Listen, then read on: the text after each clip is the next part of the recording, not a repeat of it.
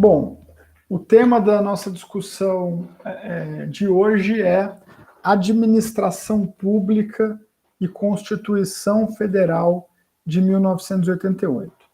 Lá no curso de Fundamentos do Estado, lá no terceiro período, a gente fez uma discussão ampla, né, sobre a estrutura e as ações do Estado brasileiro no período contemporâneo. E entre os temas que nós discutimos, esteve o tema da forma de Estado adotada pelo Brasil segundo a Constituição de 88. Adotamos o tipo de Estado federado ou federal, no qual as entidades políticas são autônomas. E as entidades políticas que compõem a federação são autônomas e possuem competências pré-determinadas pela Constituição, competências administrativas, legislativas e tributárias específicas. União, Estados-membros, Distrito Federal e municípios são os entes autônomos que compõem a Federação Brasileira, cada qual com competências específicas. A gente viu também lá no curso de Fundamentos do Estado que o Brasil adota o sistema de governo presidencialista, caracterizado por uma muito bem definida divisão de poderes e por, na linguagem da Constituição, legislativo, executivo e judiciário independentes e harmônicos entre si.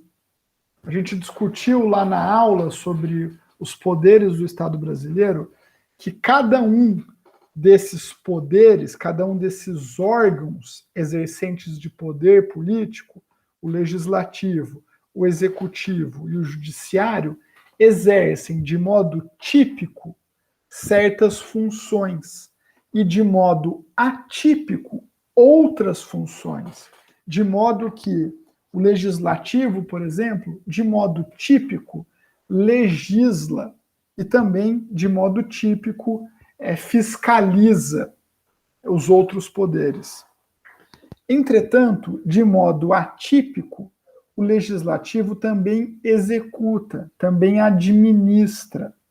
E, de modo atípico, o legislativo também julga, como se dá, por exemplo, nos crimes de responsabilidade, né, do presidente da República,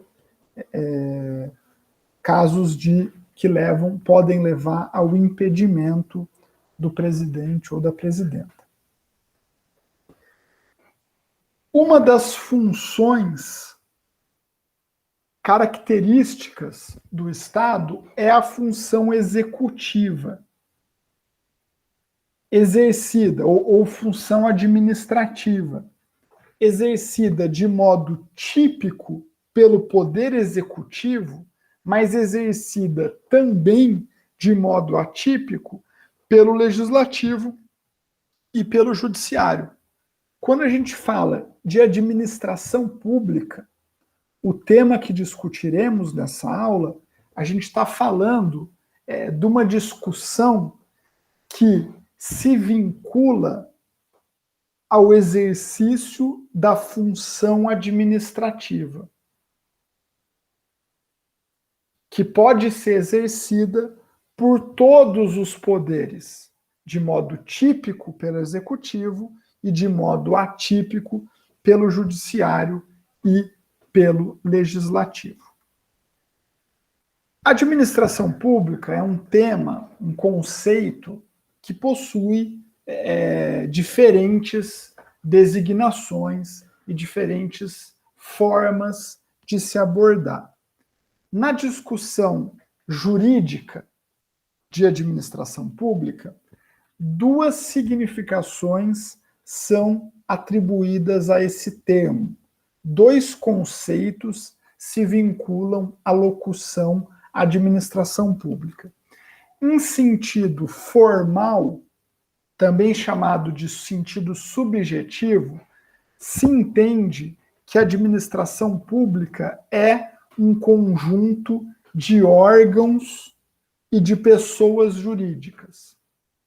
Nesse sentido, se divide a administração pública em dois eixos: o eixo da administração direta e o eixo da administração indireta. A administração direta é composta pelos órgãos vinculados aos poderes do Estado. Já a administração indireta é composta de pessoas jurídicas criadas para exercer atividade estatal. São 4 os tipos de pessoas jurídicas que podem ser criadas para exercer atividade estatal e que compõem isso que a legislação chama de administração pública indireta. São elas: autarquias, fundações públicas, empresas públicas e sociedades de economia mista. A Unifal, por exemplo, é uma autarquia universitária, uma pessoa jurídica de direito público criada para prestar esse serviço público de educação. A FUNAI é uma fundação pública. A FUNAI, Fundação Nacional do Índio, é uma fundação, né, um conjunto de bens públicos ligados a uma finalidade. O Banco do Brasil é uma empresa pública, uma pessoa jurídica com 100% do seu capital. Perdão, a Caixa Econômica Federal é uma empresa pública, uma pessoa jurídica de capital público que exerce atividade econômica. Já o Banco do Brasil é uma sociedade de economia mista, porque possui capital privado na sua formação societária e também exercendo atividade econômica. Em sentido material, também chamado de objetivo, o termo administração pública, ele se relaciona com um conjunto de atividades exercidas sob um regime jurídico de direito público. Atividades essas como serviço público, intervenção estatal, limitações administrativas e fomento. Lá no curso de Direito Administrativo, que as pessoas que optarem pelo segundo ciclo de administração pública vão fazer lá no 7º período do curso de Direito Administrativo, essa discussão jurídica sobre a administração pública e sobre o regime jurídico administrativo, ela é aprofundada. Aqui nessa aula, a gente vai fazer uma introdução a essa discussão, delineando as características gerais do regime jurídico administrativo, que é o conjunto de princípios e regras aplicáveis à administração pública, tomada em sentido subjetivo. Ou, dito de outro modo, o regime jurídico administrativo é um conjunto de princípios e regras jurídicas aplicáveis ao exercício da função administrativa. Tranquilo? Trata-se de um regime jurídico tipicamente público, ligado a essa esfera do direito, o direito público. E as relações jurídicas em que haja órgão ou pessoa estatal envolvidas, em regra, são consideradas sujeitas a esse regime jurídico, chamado de regime jurídico administrativo. Na base desse regime jurídico, existem 2 princípios fundamentais. A compreensão adequada desses princípios ajuda a entender a discussão desse tema, que é o tema da administração pública, que é o tema da função administrativa do Estado, que é o tema do regime jurídico administrativo. São eles: supremacia do interesse público e indisponibilidade do interesse público. Segundo o princípio da supremacia do interesse público, num eventual conflito entre interesse público e interesse privado, sobressai o interesse público, porque o interesse público é supremo em relação aos interesses privados.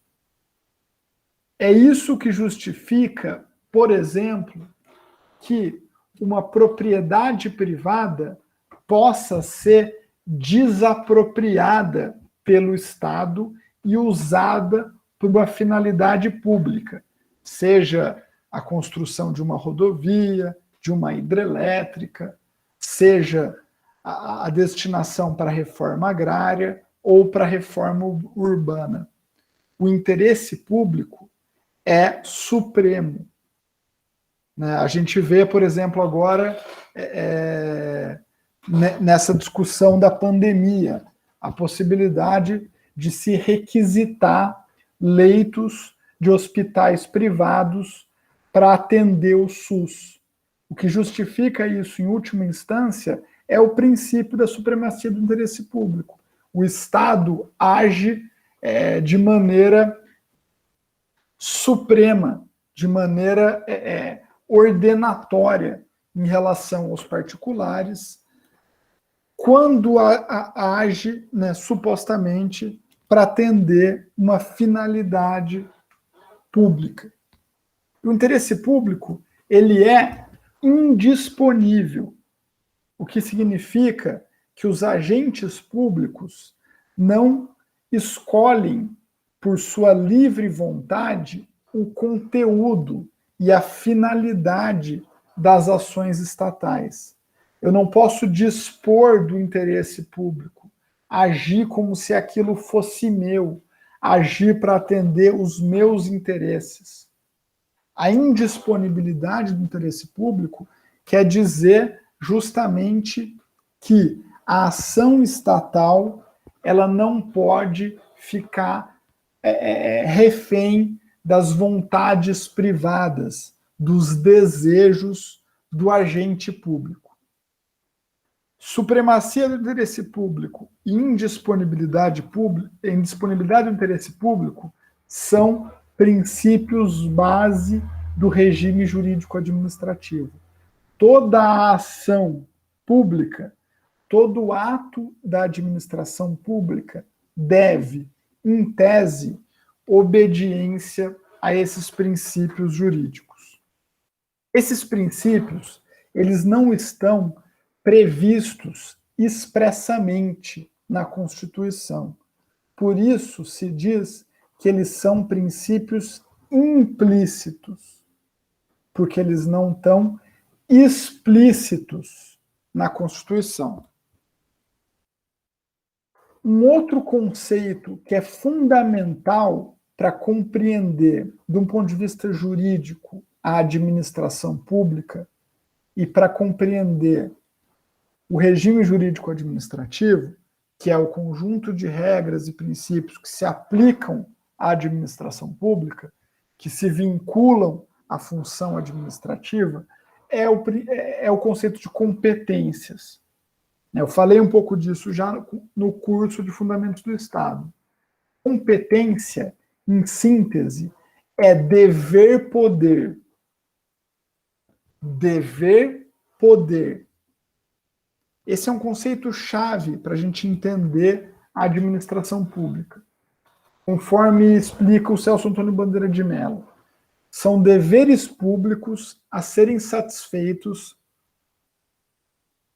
mediante o exercício de correlatos e demarcados poderes instrumentais, legalmente conferidos para satisfação de interesses públicos.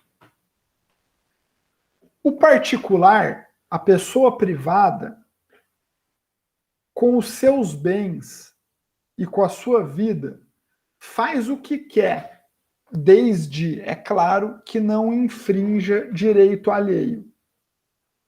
Eu faço o que eu quero com o meu carro. Eu vendo, eu empresto, enfim. Quando se trata de ação pública, a gente está falando de um tipo de ação que se dá submetida a um regime jurídico específico e associada a essa ideia de competência. Todo poder que qualquer agente público possui, ele o possui exclusivamente para, em tese, realizar uma ação que visa um fim de interesse público.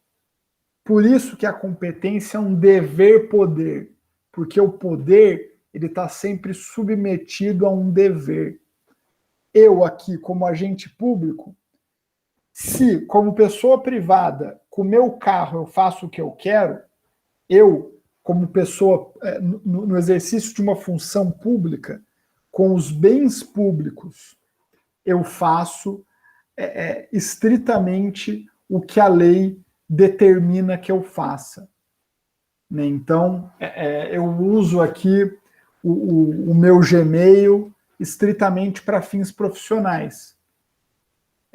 Eu uso lá o prédio da Unifal, a lousa da Unifal, para dar aula, para cumprir esse meu dever de ensinar.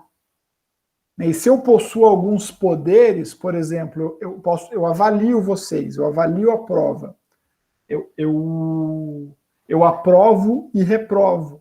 Eu tenho esse poder, mas eu só tenho esse poder porque eu tenho o dever de avaliá-los, o dever de aprovar aquelas pessoas qualificadas e de reprovar aquelas pessoas que não atingiram uma determinada nota, não explicitaram um determinado conhecimento, uma determinada habilidade. Por eu ter esse dever, é que eu tenho poderes. E no campo da administração pública, essa é a regra. Eu não posso aprovar e reprovar a pessoa que eu gosto ou a pessoa que eu desgosto. O interesse público é indisponível. Eu não posso dispor como eu disponho do meu carro. Se eu quiser dar o meu carro para alguém, eu dou. Mas aqui no campo do direito público, a regra e a diretriz é outra. Infelizmente, muitos dos nossos agentes públicos não agem assim. Eles fazem o que querem com os bens públicos, né? Usam a favor de si mesmos, a favor das suas famílias, os bens públicos. Mas a gente precisa internalizar que isso é um problema. E a gente precisa nos tornar todos agentes do combate a esse tipo de conduta. Alimentados pelo entendimento dessa noção republicana de competência e de dever. A gente precisa republicanizar o Estado brasileiro, torná-lo efetivamente res pública, coisa pública, e não um Estado patrimonial, né, um Estado assolado por interesses corporativos e privados, como a gente vê todo momento notícias nesse sentido. Hoje mesmo, né, cancelaram a vacinação em Manaus porque tem suspeita de que algumas pessoas vêm sendo beneficiadas pela ordem de vacinação. É um absurdo. E a gente viu vários escândalos, né? O governador do Rio de Janeiro está afastado do cargo por suspeitas de fraude em compras públicas ligadas ao combate à pandemia, entre outros atos ilícitos. Os absurdos são cotidianos, infelizmente, mas a gente precisa nos informar e nos tornarmos todos e todas agentes da mudança, agentes da republicanização, agentes da democratização do Brasil. Tranquilo? O tema da administração pública, ele está trabalhado em vários locais da Constituição Federal de 88. Entre esses locais está lá o capítulo 7 do título 3, que é um capítulo chamado da administração pública, que tem lá 5 ou 6 artigos do 37 ao 43. Aqueles e aquelas que se interessam por esse tema, que cogitam cursar o segundo ciclo em administração pública, eu recomendo muito fortemente que leiam esses artigos da Constituição Federal, do 37 ao 43. O caput, né, que é a cabeça do artigo 37, ele enuncia os princípios que são chamados de princípios explícitos da administração pública brasileira. Eles são explícitos porque eles estão expressamente previstos lá na Constituição, no caput do artigo 37. São eles legalidade, impessoalidade, moralidade, publicidade e eficiência. Para fins de decorar, né, fins de concurso, se usa muito as letras iniciais de cada um desses princípios, que na ordem de enunciação da Constituição Federal de 88, as letras iniciais de cada um desses princípios formam a palavra LIMP. L de legalidade, I de impessoalidade, M de moralidade, P de publicidade e E de eficiência, LIMP. Então fica aí uma dica para quem quiser, quem for prestar concurso nessa área, ou quem quiser memorizar os princípios. Mas mais importante do que isso é entender o conteúdo desses princípios jurídicos e aplicar esse entendimento nas nossas interpretações e nas nossas ações cotidianas em relação ao Estado brasileiro. Tranquilo? O princípio da legalidade é um princípio basilar do direito e que tem, no campo do direito público, uma importância bastante elevada. A legalidade, ela estabelece para o agente público e para o exercente de função pública 2 tipos de vinculação. Por um lado, a legalidade, ela impõe limites para a ação estatal. E por outro, a ação estatal é dependente de lei. No campo do direito privado, a lei somente estabelece limites, porque a regra geral é: eu posso fazer tudo que a lei não proíbe. Então, eu só não posso fazer o que a lei proíbe, a lei estabelece os limites da minha ação. Essa é a regra na lógica privada, né, que a gente pode, contemporaneamente, acrescer também uma outra vedação, que são os direitos humanos. No campo do direito privado, eu posso fazer tudo que a lei não proíbe, desde que não afronte direitos fundamentais. No campo do direito público, a regra é diferente, porque toda ação estatal é dependente de lei. Então, além de fazer o que a lei não, além de não fazer o que a lei proíbe, no campo do direito público, eu só posso fazer o que a lei permite que eu faça. Eu só posso fazer o que a lei determina que eu faça. Eu só posso agir nos limites das competências que são atribuídas a mim como agente público. Tranquilo? Então, a legalidade imprime para o agente público uma vinculação positiva de dependência e negativa de limite. O segundo princípio jurídico explícito que rege o regime jurídico administrativo é o princípio da impessoalidade. O que significa dizer que a ação deve ser impessoal? Significa que a finalidade da ação é um interesse público e não um interesse privado. Isso que é impessoalidade. Eu não posso estabelecer distinções entre a Cláudia e o Pedro por gostar mais da Cláudia ou por gostar mais do Pedro. Eu tenho que ser impessoal na minha ação como servidor público. Porque a finalidade da minha ação é o interesse público e não o meu interesse privado como agente público. Tranquilo? Além disso, uma outra face do princípio da impessoalidade é a vedação da promoção pessoal.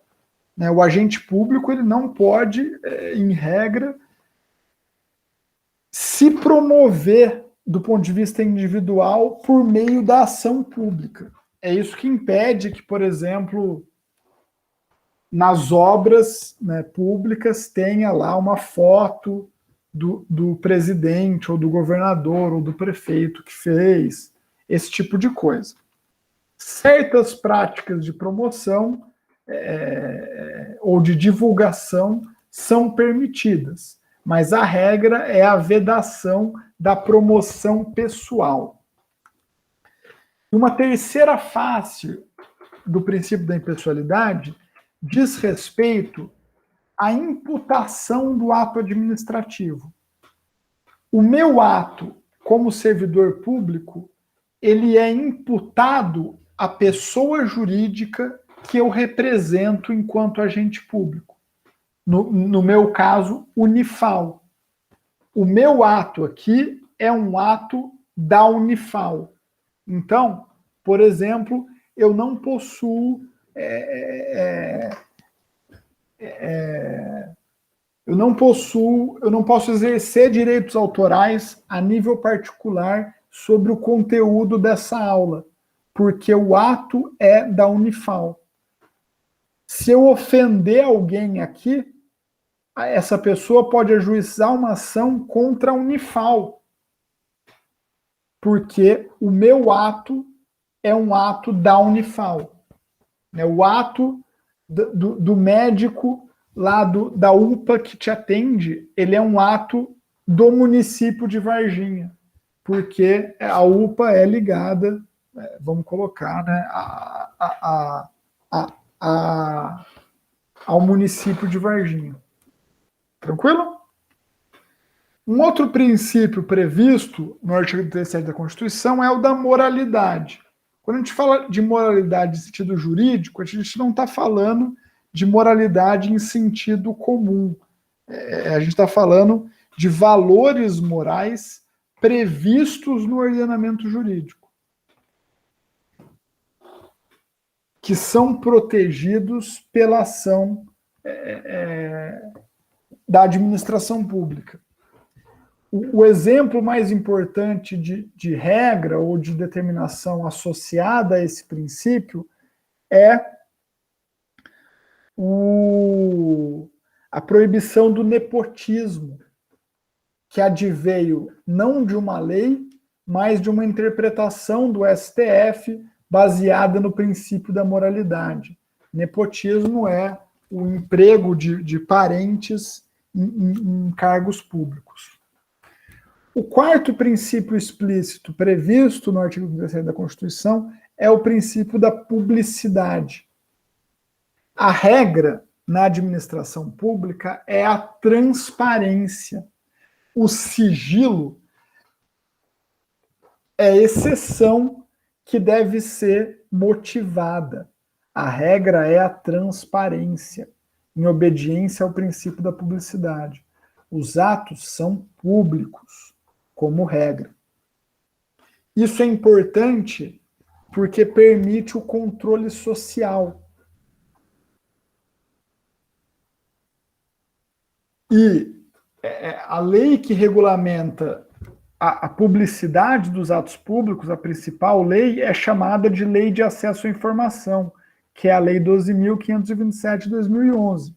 E essa é uma lei bastante importante em termos de garantir o acesso às informações de interesse público pelos cidadãos e cidadãs.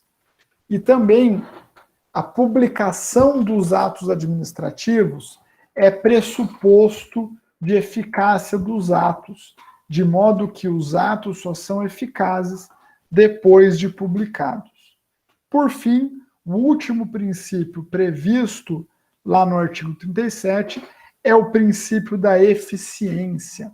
A ação da administração pública deve ser eficiência, deve ser eficiente, deve ser uma ação com qualidade, baseada em preceitos racionais, numa organização racional do trabalho e vinculada às finalidades públicas e ao exercício das atividades fim a que se propõe a administração pública brasileira. Feito essa explanação, eu abro para vocês agora, para ouvi-los e ouvi-las sobre dúvidas em relação ao que eu falei até aqui.